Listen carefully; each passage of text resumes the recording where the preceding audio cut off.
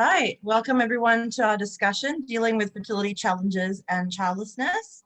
I'd like to invite our panelists to themselves and also their journey. Sarah, would you like to start and also highlight some of the key words that will be important in today's discussion? I'd really like to start, and I just wanted to welcome everybody who's come into this conversation today, and I particularly wanted to say thank you to Self Help Queensland, let me say that again, for shining the light on what can sometimes be a really difficult and painful experience, and that is the very natural desire that so many people have to have a partner and or to have children, and how difficult it can be when that doesn't happen in your life.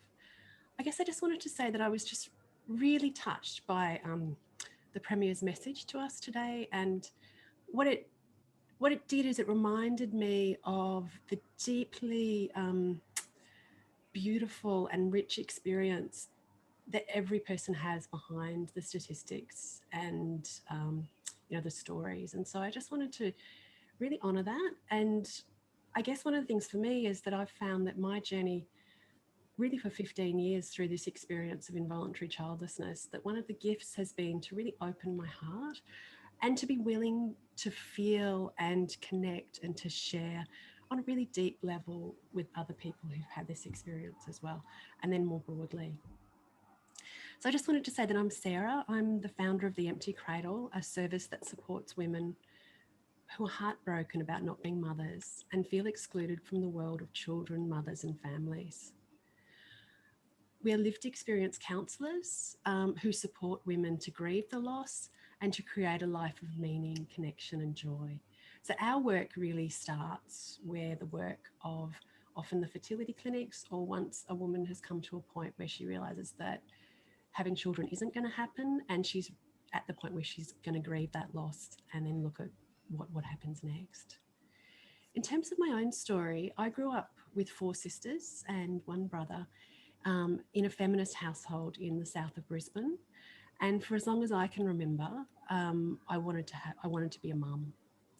In my late teens, around my late teens or early 20s, I had a pregnancy scare, and at that time I realised that although I didn't know what I wanted as a career, that for me being a mum was the one fixed point in my future at that time, in my 20s. And so it was always this sense of, I'll get educated, I will, establish myself financially, find a partner. And a lot of that was really constructive, positive decisions that I was making in order to then be ready to be a parent.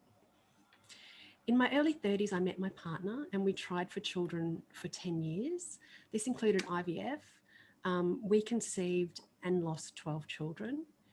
In 2015, the hard truth finally sank in that I wasn't going to be a mother. And although it had been a tough decade, I was really surprised by the intensity of my grief. I sought help from professional counsellors and actually found them a little bit unhelpful, actually quite unhelpful. I was offered cognitive restructuring, or CBT, in relation to it being something wrong with my thinking, whereas the truth was that I was actually in deep grief and that hadn't really been seen or recognised. I realised, because of my own background in counselling and community work and social work, I realised that the reason that my experiences weren't seen was basically that the academic work hadn't really been done to understand the stories of childless people, to understand our grief and our experiences. I also realised that most therapists are often parents and often carry their own prejudices or stereotypes because we live in a really pronatalist society. And that's the assumption that pretty much everyone who is an adult has children and that being a parent is the norm. So a few years later, given my background, my work background, and once I was in a much stronger place in terms of my own grief and healing, I set up the Empty Cradle to support women and to give us a public voice. When you think about it, there's no positive words for older women or men who are living the second half of life without children. Think about it. Words like spinster or crazy cat lady or crone or career woman, they're all really judgmental and really negative. When the norm is to become parents, we live in a society that is in the shape of nuclear families, parents, and children. A society which equates being an adult to being a parent, and where being a woman or a man is equated to being a mother or being a father.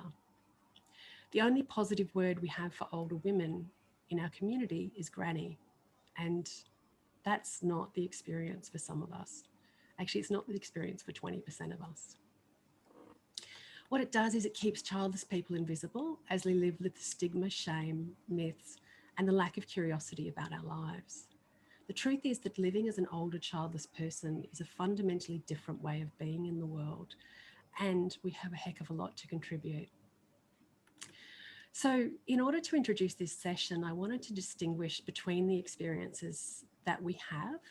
The first is the difference between being child-free or without children by choice, or being childless, where somebody had wanted to be a parent and it didn't happen.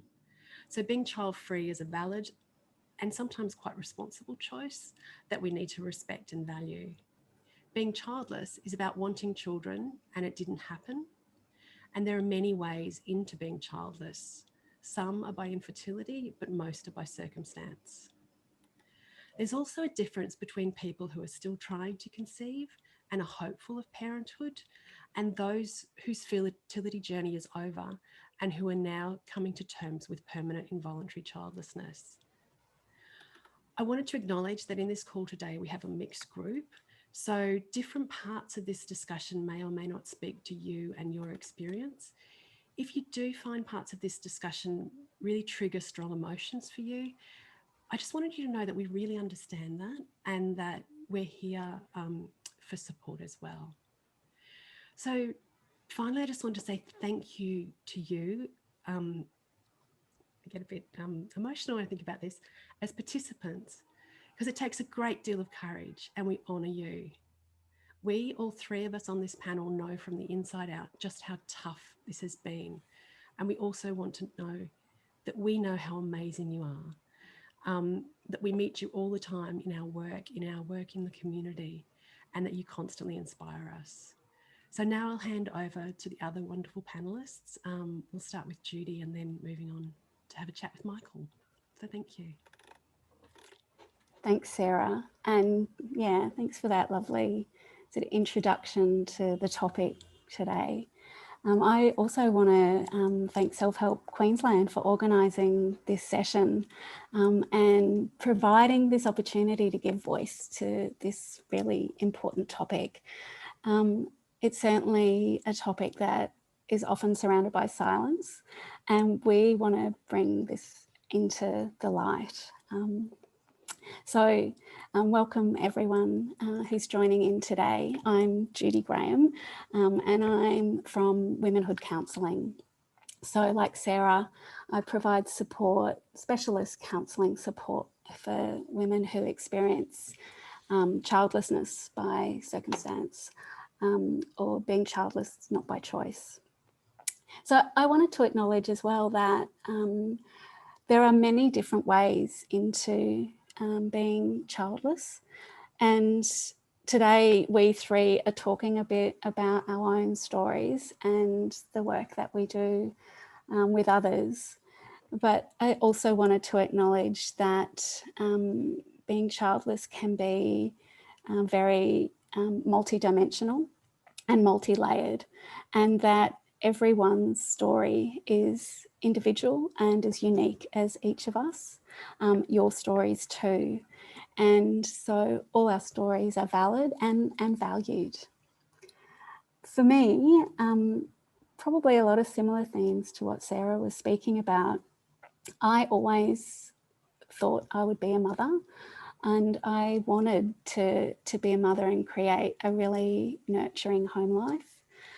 I grew up, growing up in the early 1970s, probably a product of that time in many ways. I enjoyed home life. I enjoyed cooking and baking and sewing and building and fixing things. And as I grew up, even servicing my own car, I enjoyed the basics of home life. And so I really envisaged that when I grew up, I would be a mother and create a really nurturing home life for my family. And in fact, I probably took that for granted. I did take that for granted, that would happen for me. So I guess my identity was multi-layered, and part of that was being someone who enjoyed home life and also searching for carving out my own space in a career and work life. But my friends actually referred to me as homie, not homie as in cool, homeboy kind of stuff, but homie as in domesticated. And look, that was okay with me because that reflected the things that I actually valued and that were important for me. But I did enter my adult life, cruising along, thinking that I would become a parent when the time was right. For me, there are a number of circumstances that meant that I ended up being childless.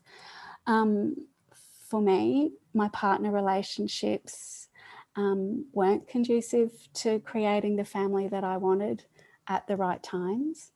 And for me, having a stable life and creating a financially secure life to bring children into was also really important. And then when I did start to be in the kind of relations that were conducive, I found that I had problems with fertility due to endometriosis.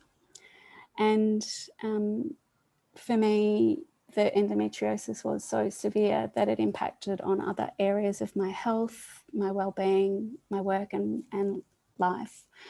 And ultimately, that ended in surgery that created a really decisive line in the sand and meant that my possibility of having children was over. So for me, there was a long period of uncertainty and ill health around creating a family. And then there were multiple layers of loss. And that took time to unpick and to work through. So yeah, for me, I think I wasn't prepared for the grief that came with that. And yeah, that's been a journey over the last 10 years to work through and has led me to building on the work that I've done with others in community health and education to create womanhood. So we'll talk a little bit more around coping and some of the paths that got me to where I am today as we keep chatting. I'll pass over to you, Michael. Hello, everyone. Thanks for turning up. I don't think I can be as eloquent as my sisters, Sarah and Judy. So I'm not going to even attempt to be as beautiful as those two. But thank you, Selena and Louisa, for giving us this opportunity. So who am I? I am one half of a childless marriage. I'm 1/3 of a podcast that supports the Childless Not by Choice community. And I'm also a World Childless Week champion. And for those who don't know, World Childless Week was started by another sister of ours, Stephanie Phillips in the UK, to really try and bring light and understanding to what it means to be childless.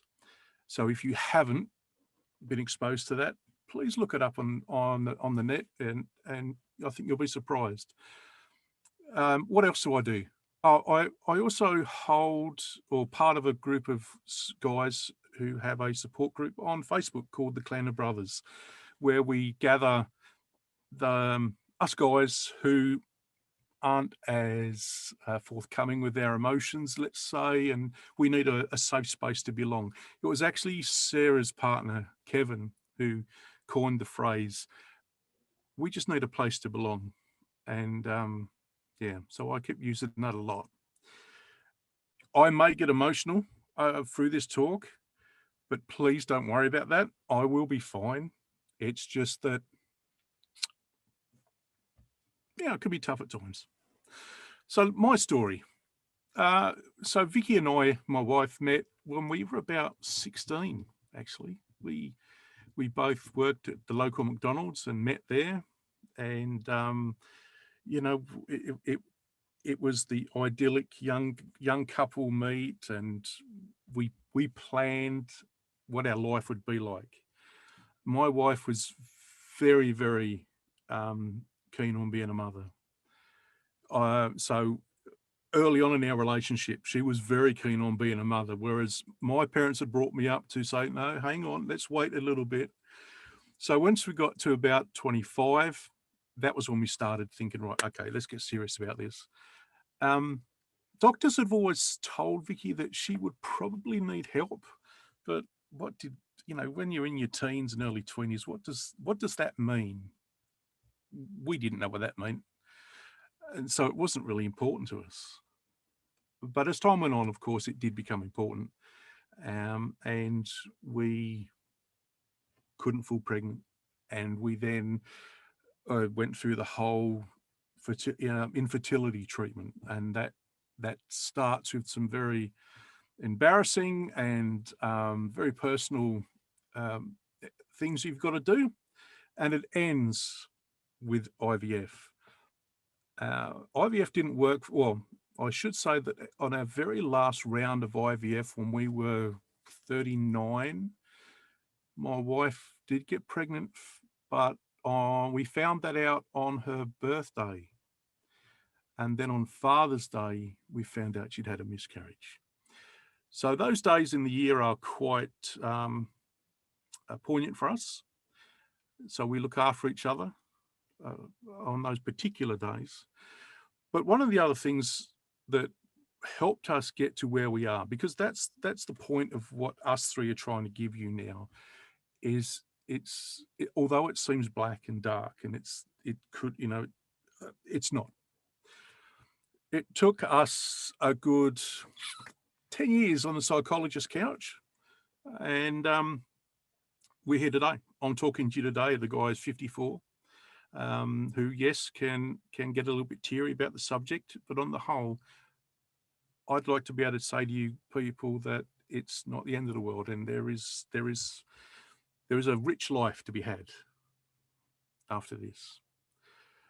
So where do we go from here? Thank you, everyone, for sharing your stories.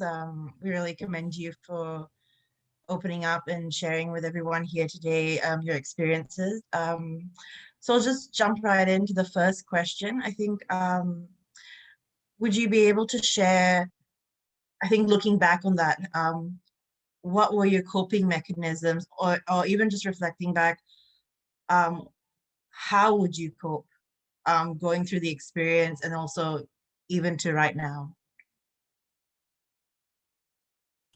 Do you want me to go first? I was the first one off mute. There we go.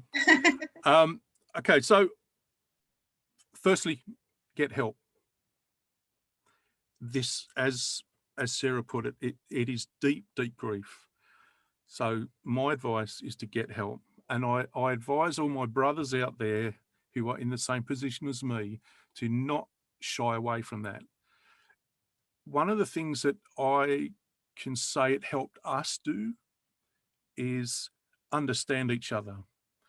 The way I put it to people is saying that the psychologist that we went to actually acted as an interpreter about our feelings and our experiences between Vicky and myself.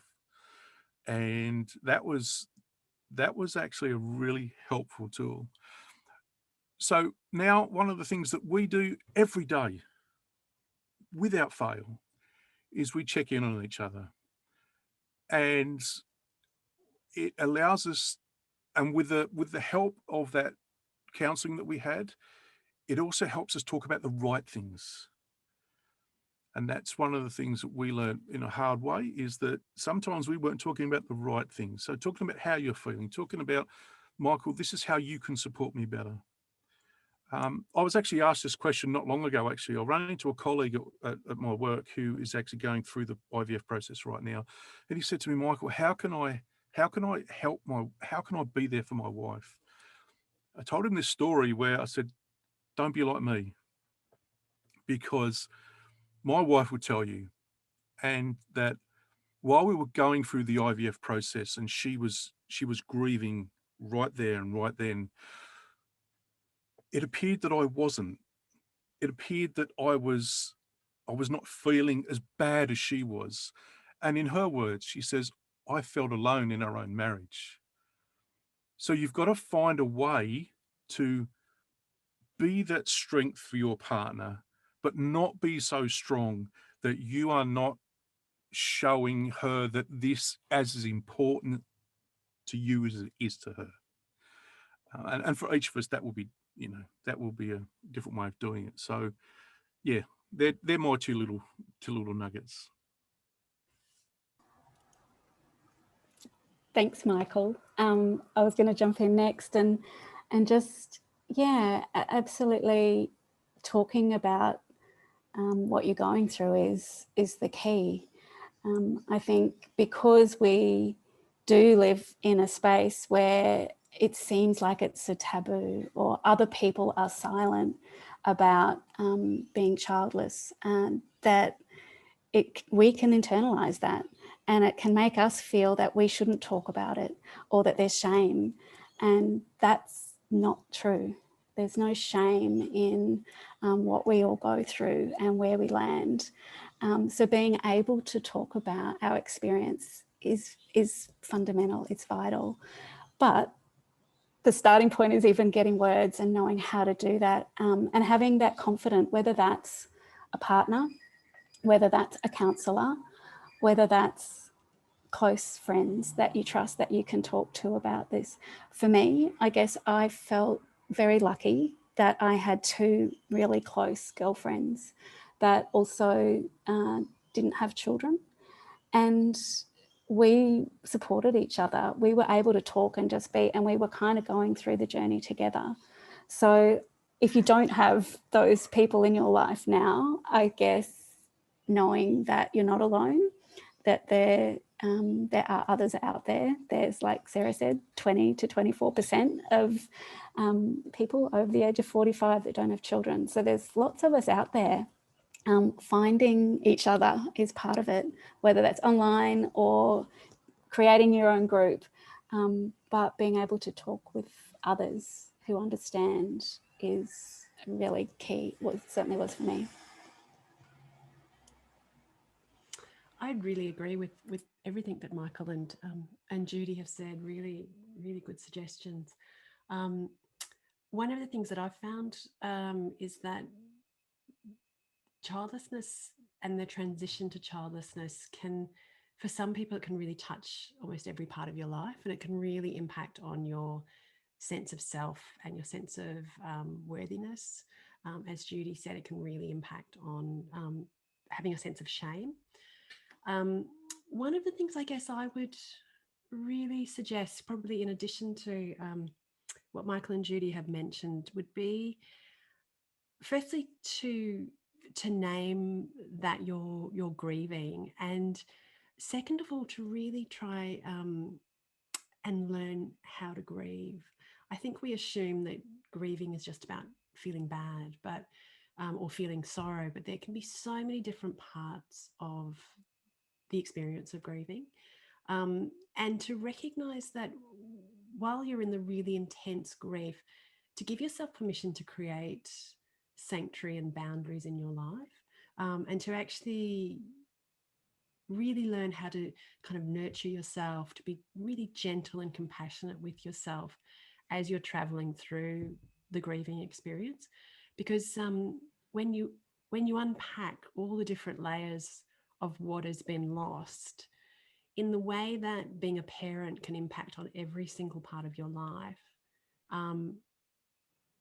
transitioning to not being a parent can impact on every part of your life as well. So people assume, like, they think, oh, you're childless. They think, oh, I was childless maybe at 25. But being 25 and being young and not having children and still having that sense of that potentially being in the future is really different to getting to 45 or 50. And it's actually that time in your life has passed and you're now transitioning into the loss of that in your future life. And so I would really suggest certainly really creating that space and learning the skills of how to grieve. And if that means going to a grief counsellor who specialises in fertility and childlessness, then I can really recommend seeking that out. The other thing I can really recommend, which Judy touched on, is finding your tribe. So finding others in your community. There are some online communities. There's some really lovely peer communities, even like listening to things like Michael's wonderful podcast and hearing stories. And what it does is it actually normalizes what you're going through. So it's so often then, because what can happen in grief is that when you do it alone and you're very stigmatized and isolated, there's a lot of points at which the grief can get really stuck. Whereas what I've found is that when I've allowed the grief to move through me, it allows me to be a lot more emotionally available, a lot more generous, a lot more at peace, I think, with my place in the world. And certainly, you know, when I was really early in my journey, it was things like finding books that had been written by other people who experienced what I was going through, and really normalizing and validating my experience. Because the truth is that very few people who become parents actually give a second thought to what it's like to not be a parent and what our lives and experiences are like. And so it's going to be, unless people are naturally very empathic and willing to step into your world and listen to what your experiences are like, it's going to be really hard to find people who are going to understand and be able to comfort you. And what I find is I've got a number of very dear childless friends, and I can be 5 years or 8 years down the track, and something can happen that triggers up my grief and I feel this sadness. And they'll go, yeah, we get it. Like, we have that experience as well. And they can hold my sadness. And I feel like they will be there for the rest of my, you know, my journey, really, basically, to be there to normalize it. Whereas often it'll be people who haven't experienced it. They'll kind of like look at their watch and go, aren't you over that yet? Like, I think what happens is that when people haven't experienced this or haven't been close to people who've experienced it, they think that if you don't have children, that it's just a fact. It's like, oh, well, you have kids, you don't have kids. Whereas my sense of it is much more that it's actually a lived experience. So being in the world as a childless person is really quite different. And so it's about honouring the transition to that. And we don't have very many good role models. So it's really important to seek those out as well. But yeah. Thank you. And just from talking to people who are currently trying to conceive, many of the stories that have been shared mention the strain going through that can have on their relationships in terms of intimacy as well as emotionally. Do you have any thoughts on how to manage some of those dynamics and how to heal together instead of apart, if that's possible? And potentially also, I think how you sort of manage relationships that might have also linked to that experience or been part of that experience as well. I think my sense of that, just really quickly, is to understand that during fertility treatment, it can be very much shifting sands. And, you know, it can be different from one day to the next, where you're feeling really hopeful. Then you might, for example, that 2-week period when you've had the embryo implanted and you're waiting during that time, that can be so stressful. So I think one of the things that's really important, which I think Michael touched on earlier, is to try and find a way to each other to have those really important connected conversations, and to try and be as gentle as you can be with each other, and to recognize that you're going through something really quite intense and stressful. Like, I was really surprised when I came across the research on this in terms of people's mental health during fertility treatment. And it can be as stressful for people to go through fertility treatment as it can be to go through cancer treatment for life-threatening illness. So, and when someone's going through cancer treatment, there's there's often a lot of compassion, a lot of empathy for people who are going through that. Fertility treatment, often there can be a lack of empathy, or there can be kind of a sense of pity, of poor you, which really is when someone does the pitying, it's like, thank goodness it's not me. It's not a respect. It's not how are you doing. It's not really recognizing your strengths and capacity, as well as that you're going through a really tough journey. So that would, I guess, be my main suggestion, is to just be really compassionate with yourself and recognize that you're going through something that's really tough, and that there's a whole bunch of skills you can learn to navigate that to navigate that journey. I think that's all, so true, Sarah. And I talk to a lot of people who also are going through that journey and keep it quite private. Often don't share it with other friends or even family members,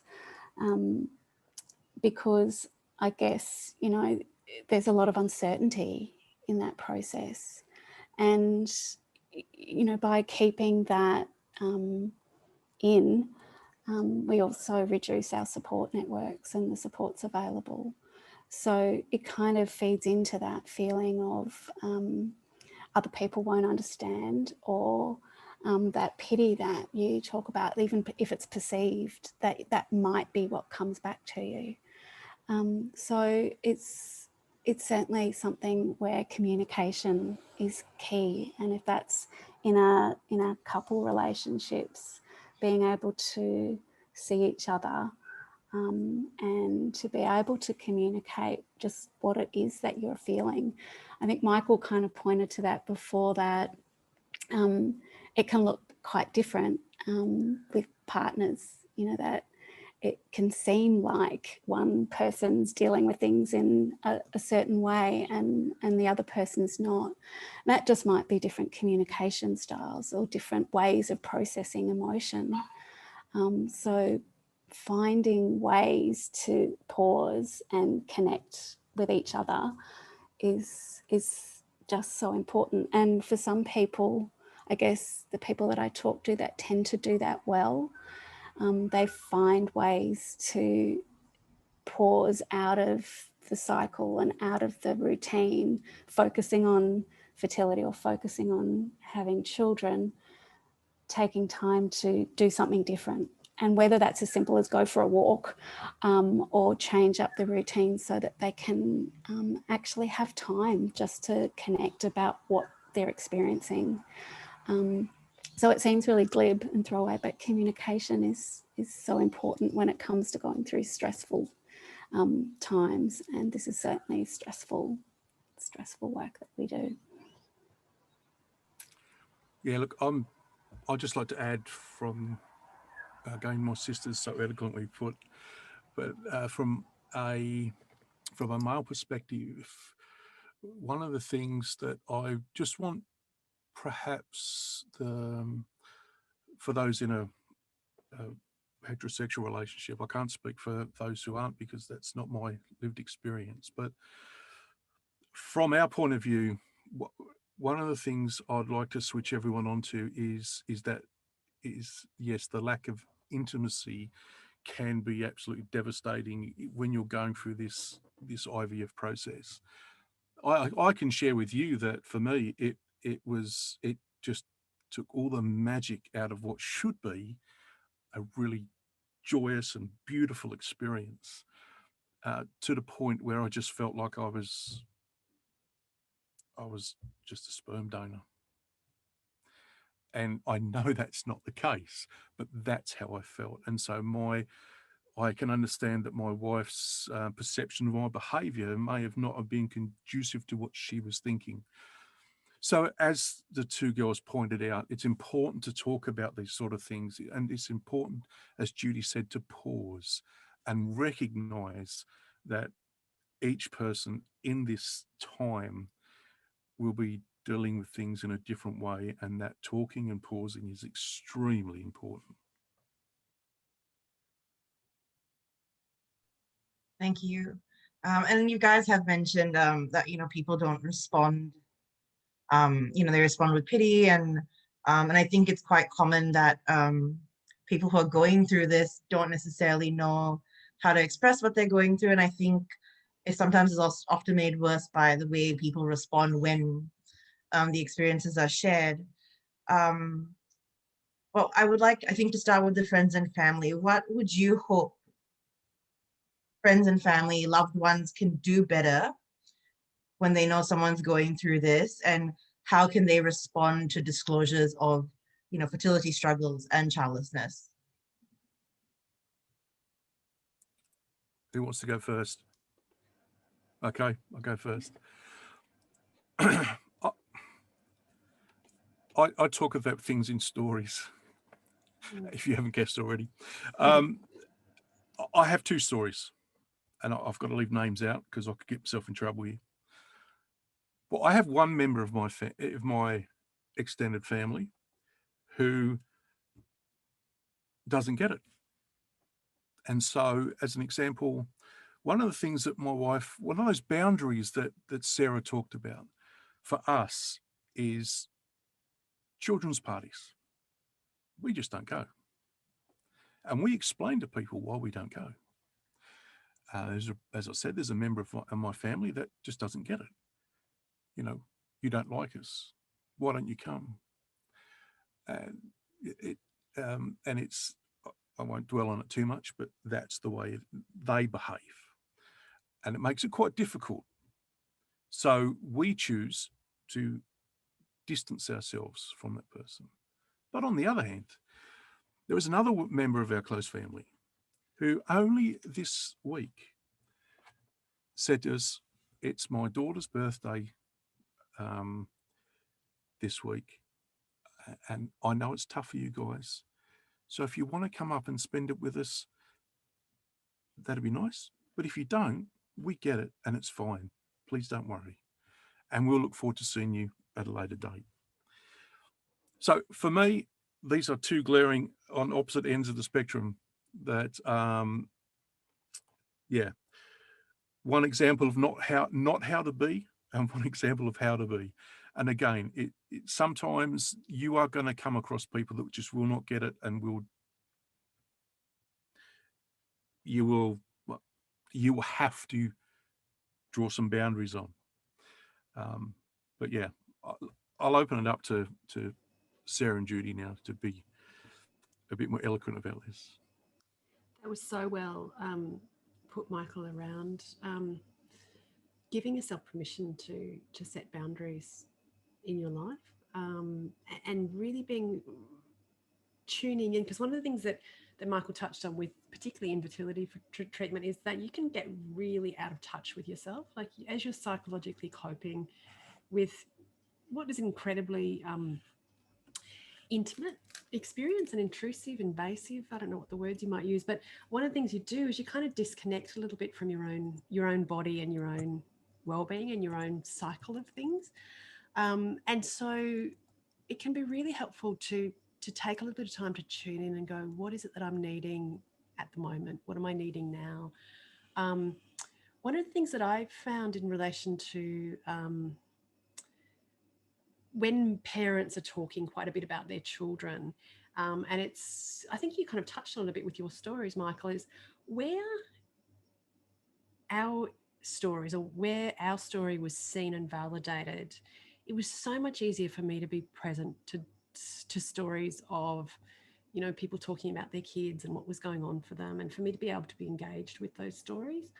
Where it wasn't seen, where my reality was seen, was just invisible, it actually was quite triggering and quite difficult to be supportive and to be present to other people's experiences.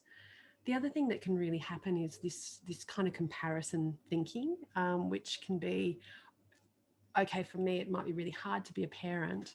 So therefore, when you tell someone that you're struggling, you can get all these comments that are so painful. It'll be things like, oh, well, being a parent's really hard, or aren't you lucky you can sleep in, or you can always adopt, or it's basically what people are doing is they're trying to problem solve it for you, or they're trying to kind of minimize it. And the important thing is just to be able to say, this is really hard. How are you doing? Like, is there anything you need? Like, what supports can I give you? And it's not any, it's just basically being a decent human being and being present to somebody else who's struggling, whatever that struggle might be. And to be able to say, look, I don't have experience of this. This is outside my frame of reference. But tell me about it. If you're comfortable, tell me about your experiences and how can I support you and be there for you? And it allows, I think what's really important that I find for most of the people I work with is they actually want reciprocal relationships. They want to be able to be there and connect with you and connect with your children and be part of your life. But they also want to be seen. They also want to be validated. And I guess I just want to make particular mention of things like pregnancy announcements, baby showers, that sort of stuff. It's not unusual for people to do we're going to do the big group announcement or send out the on Zoom we're going to tell everybody, or maybe send around the photo of the baby scan. If you're planning to do that, my advice is if you've got childless friends and you know that they're struggling or going through a really tough time with it, is maybe to give them a heads up first and just say to them privately beforehand, look, we're just going to let you know that that we're going to be doing this, so that if you're able to be there or not be there, we really understand and we get that this might be really hard for you. But what tends to happen is that what happens when people who are trying for kids hear a pregnancy announcement, they often kind of go into shock and go, really intense emotions can come up, and they're going into emotion management. And so they're just kind of treading water, trying to just push it down and go, deep breathe, almost like that shock reaction. But if I'm given a heads up, I can have that shock reaction privately. And then when I'm in the group of people and the announcement's made, I know it's coming. I can prepare. I can just go into that place of being really happy and celebrating for you. Which is, what happens for us is that we're not bitter and twisted. It's just that we have really mixed feelings often. We're really happy and joyful for you, but we're also tending to our own pain and our own emotions. The other thing I guess I wanted to say is to be really mindful that when you ask people if they have kids in a social environment, that potentially can really open up a can of worms. And something you could try might be something like, are there any special kids in your life? So that if someone is an aunt or an uncle, or they're a teacher, or they have other relationships with kids, it gives them space into that conversation, which isn't just about you're a parent, therefore you're in, or if you're not, you're kind of excluded from that conversation. So just to think through that there could be a whole world of pain on the end of some of those questions. And we're going to make mistakes. It's also about being willing to, I'm going to stuff this up. I'm going to say the wrong thing. Please let me know and let's try and work it out. But the important thing is that I really care for you and really care for this relationship. So yeah, that's kind of my thoughts around that. If only we could just transfer that kind of thinking to all the humans out there, to lead with compassion and kindness, and that would be wonderful. I think what I'm thinking at the moment is around, because we do live in this very pronatalist society where being a parent is kind of favoured, and the systems and the ways that people communicate just naturally seem to favour parenting, and the responsibility can then seem like it lands with us to educate others around how to communicate with us compassionately, and that can feel like an added pressure when you're just struggling with being triggered, and the emotions that come up when people ask questions that can be quite insensitive. And I really notice, looking back on my experience and also hearing from others that are a bit further down the track and coming to terms with childlessness, that when you're in that real grief state, responding to questions or asking for support can be particularly difficult. And I think it's a pretty natural thing to go into sometimes avoiding situations that are pressured and difficult. And that's a self-preservation response, to kind of withdraw from certain relationships or certain people that are less sensitive. And that can be a bit of a double-edged sword if that's the strategy that you go with longer term.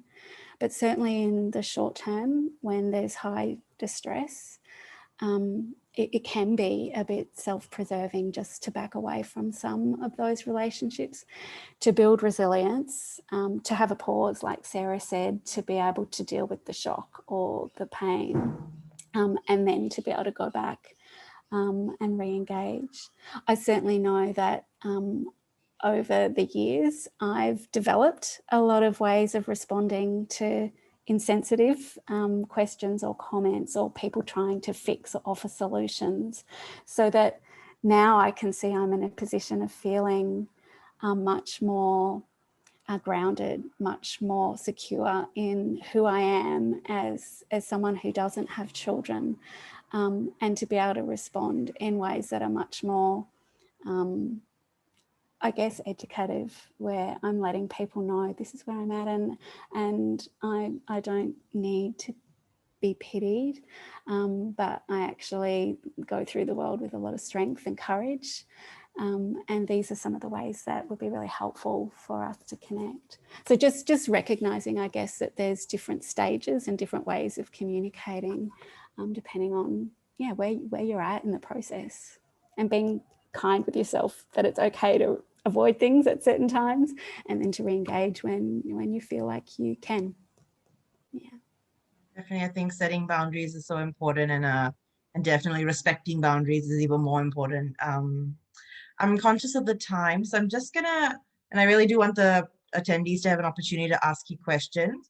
So I'm just gonna ask for your closing thoughts on this discussion, and if you've got a message of encouragement that you feel you want to share, you want to let the attendees know, we would love to hear that from you before we hear some of the questions from the attendees. Okay, I'm first off mute. Yes. One of the things that I talk about a lot is that the childless community are probably the gold standard in how to be empathetic, because we all share this horrible experience, and we've come out the other side with this gift of empathy. So for those of you who are struggling right now, one of the things I'd like to leave you with is, as the girls have said, seek out your friends, seek out people like you, because we all know that being childless is a very isolating experience, and it doesn't have to be that way. You're not alone, and there is oodles of empathy out there for you to find an experience. So please don't second guess. Please reach out to the community, find groups. I'll go quickly too. I agree, Michael. Connecting is so important, and I guess that's my key message, is that although it can feel like you're alone with this, you're not alone. There is a community out there of very supportive people that understand, and being validated and connecting with others who are like-minded is really important, and that's all about connection. You need to feel connected to others to be able to deal with pain and grief. You know, it's a social emotion, and connecting with others is part of the way forward. And I guess just on top of that, Sarah mentioned a bit about learning about grief, and having models and frameworks around grief can help you move through that process. And the surprising thing about moving through grief is that it can bring you to your knees and crack you wide open. But there's often surprising gifts that come from going through that muck, going through that deep place, and often revealing strengths that you didn't even know that you had, and possibilities that you just don't know what they are yet. But there's light at the other side. So, thanks. I guess my closing thoughts are that I see a world that's really in struggle at the moment, and we are one of the biggest untapped gifts that this world has, in that we get to midlife, we get to adulthood, we've been through the fires of hell, we've been transformed into these incredibly open-hearted people. One of the things about grief is that grief is the most honest truth teller that there can be. Like, you actually don't grieve for something that didn't matter to you. And so in the depths of that grief, it's a reflection of the intensity of your love and your capacity for love. And not only does it break it open emotionally, but we're just so many of us are so competent, so skilled, have so much to offer the world. And when we get to a place of wholeness and connection with each other, we have the capacity to, and probably the time to actually, start looking at some of the challenges that are facing our communities and the world at the moment, and to come together and really try and work on those. And the thing about it for us is that when you hear a childless person speak about children, it's not about me and mine and my children, and I don't prioritize my children. We talk about all of the children, and we talk about all the children in the community, and that really is the voice of the elder. And so childless people have this incredible capacity to be elders in the community, and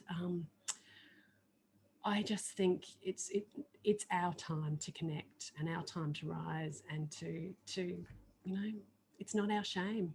It's not our shame. And just to really honour you and honour this journey wherever you're at, and to say that you're not alone. Yeah. Thank you. That was really helpful, everything that you shared. And we really appreciate that you've taken the time to share your story, share your experience, and share your wisdom.